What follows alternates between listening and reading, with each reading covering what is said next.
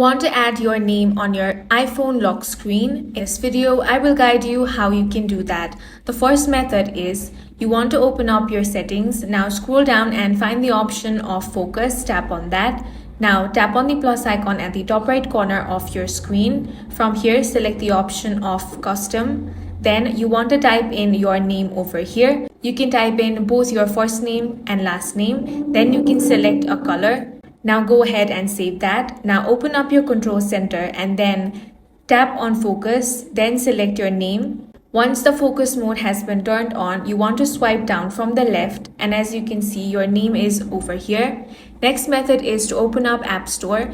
Now search any text widget app. Go ahead and install that. Once it has been installed, launch it open. Now type in your name here and save that. After that, open up your lock screen, press and hold anywhere, and you will get the customize option. Now tap on add widget, then select the any text widget.